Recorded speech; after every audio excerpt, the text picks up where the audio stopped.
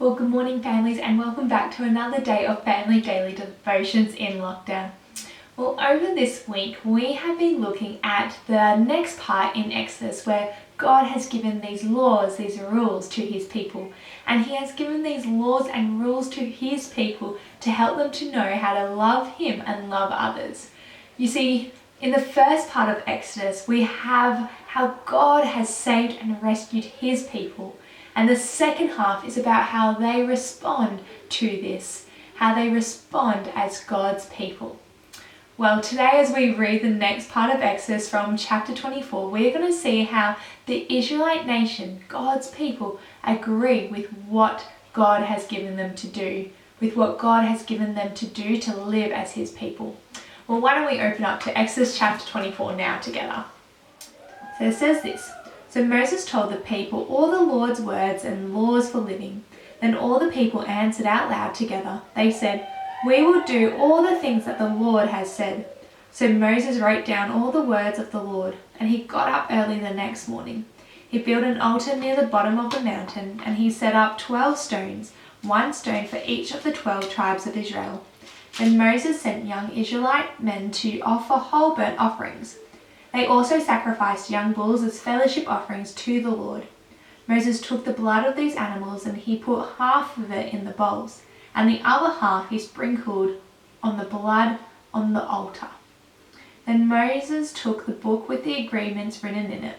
He read it so the people could hear him, and they said, "We will do everything that the Lord has said. We will obey." Then Moses took the blood from the bowls and he sprinkled it on the people. He said, "This is the blood that begins the agreement. This is the agreement which the Lord has made with you about all these things." Well, in Exodus chapter 24, we read of how the Israelites agreed to live under God's rule, under God's law together. They said that in verse 3 of our Bibles, but also in verse 7, it says this, "We will do everything that the Lord has said. We will obey." And in these verses, we also see that they did two offerings, one burnt offering and one fellowship offering. The burnt offering was for the sins of the people, and the fellowship offering was one that celebrated that they had fellowship with God, that they had a relationship with God.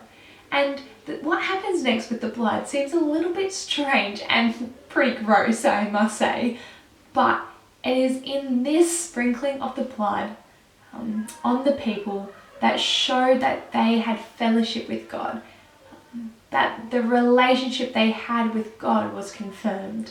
How beautiful is this? This is a scene, this is a part of the Israelite story of how they worshipped and sacrificed and showed that they had a personal dedication to God. Well, this next part reminds me of the New Testament, and it reminds me of Jesus.